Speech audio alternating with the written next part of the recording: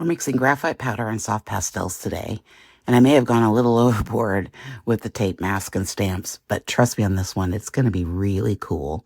So let's get started. Thought we'd just stamp them all out here. Just got my archival ink pad and just kind of see what they look like. We'll pick one that we like. They're just rubber. Obviously we can't do that side because it's not going to stamp, but I thought they were really, when she used them in the video, I thought, oh my God, I have to have those. And they were like $5, I think. So I'll leave a link above so you guys can go check them out. How fun, though. Ooh, that one's really cool. I do like that one.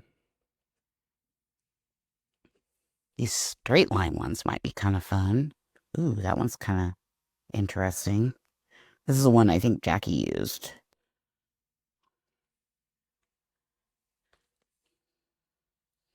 Ooh, that one's really fun too, though. They're all really fun. Okay, so we can't do them all. Let's just pick. I really like this line one, but I like this one too. Let me think about it. Okay, so I think I'm just going to use 2 of them today. So let's start with, I kind of want, so the idea is kind of the same, except we're using these stamps instead of when we did the random ink marks with the Cola pen. Just to kind of see what we can do. I think I'm going to put the rock one over here. So I think that'll be really cool.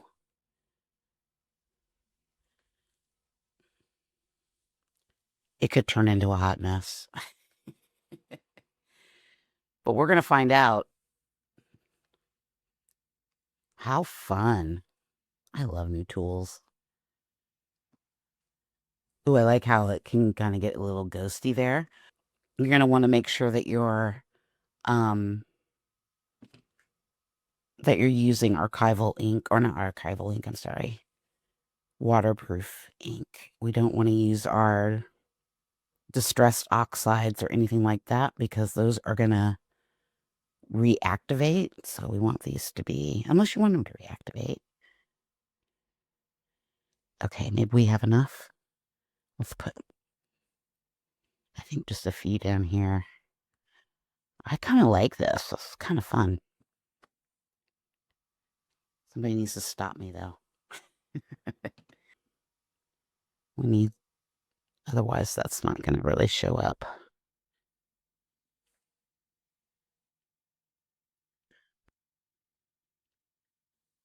I remember to turn them around so they're not all the same.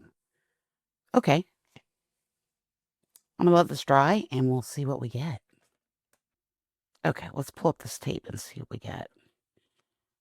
I'm working on the Paul Rubens hot press paper today.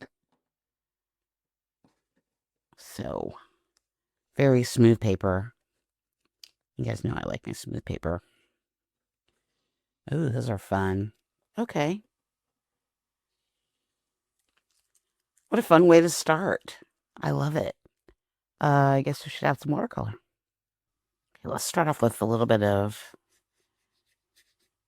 sort of a Payne's Gray cerulean blue here. Ooh, I like that. I got out my big brush today. This is the number 8 oval, pointed oval brush. Thought we'd switch it up. Sometimes when I'm feeling a little, like I like to bring in my big brush so that I can be a little bit more free. And plus it makes just the best marks. Let's come in with a little sepia, sort of burnt or liquid umber color. Very light. You'll see why I'm doing this light in just a minute. I have a plan. So I thought it might be fun to try to add just a little bit of the graphite, the powdered graphite, add some charcoal, soft pastels in, and sort of see what we get.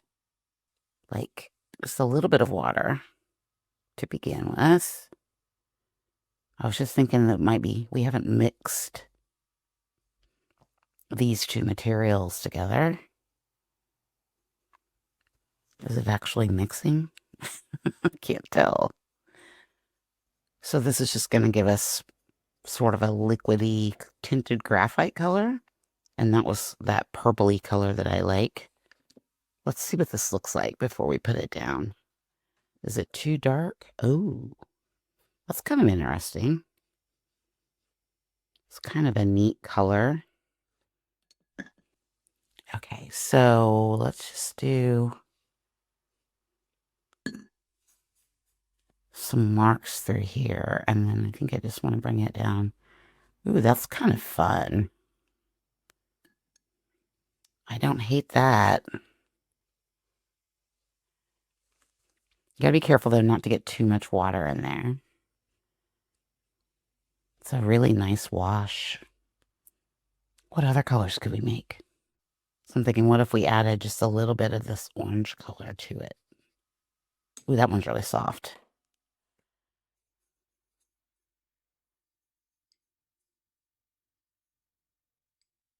I think I might need more graphite. Okay, that's kind of an interesting color. Sort of a purpley color. Let's just add some of that through here.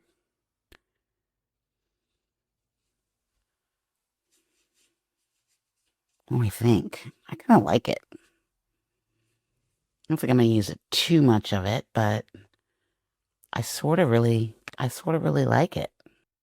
Okay, I'm going to take a little bit more of this. It's a soft pastel. I'm just going to bring it through here a little bit.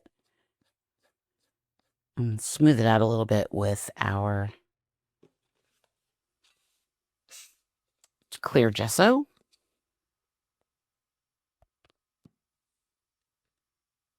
Let's get a little bit on my finger here.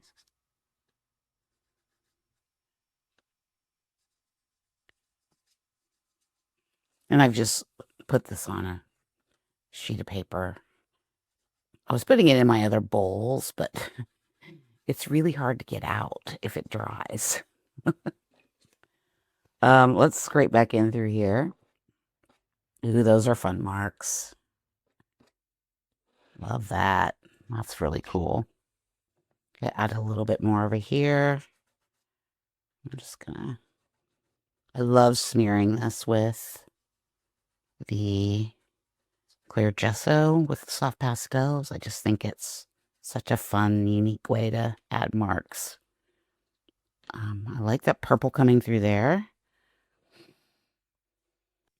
I think I want to come through here with a little bit more of that purple. Maybe just smear out this bit down here, but I think I'm going to leave that right there. We've already put gesso up there, so it should stick pretty well. And as we know, we will probably have to fix this later, which is not a big deal. Pretty much whenever you're using a dry medium, I'm always like, you know, you need to, if you're gonna, don't want it to smear, you're gonna have to fix it because it's very delicate and it likes to do its own thing when it's not attached to the paper. What if we added a little bit of this orange color to it? What does that do? I sort of like that.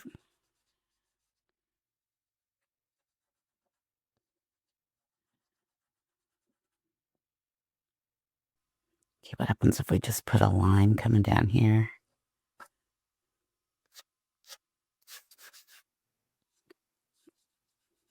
I kind of like this because it kind of looks like a fence or a barrier more than rocks, I think. At first I was thinking rocks, but now I'm thinking it looks more like a barrier coming through there, which is kind of cool. Like a net. I think I want this to be darker over here. I pretty much covered up all of the purpley marks that we made. That's okay. It happens. As you guys know, don't get attached to your layers. Okay, so add a little bit of this stamp right there. I think I want to add just a little bit more, like right through there to kind of make this shape come through a little bit more.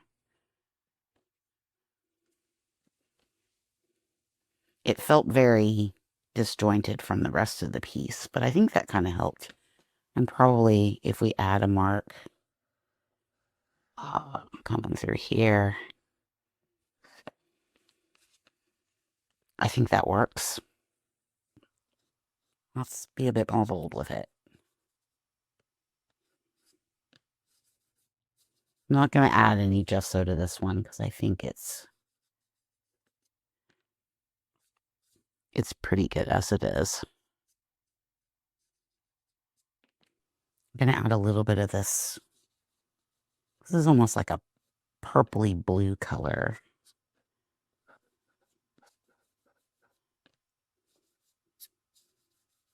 I'm kind of wimpy with my skies lately, so I thought we'd try. Maybe not making them dramatic, but just kind of adding more to them. Ooh, I like that. Okay, so I feel like I want to add just a little bit of this purpley color coming through here.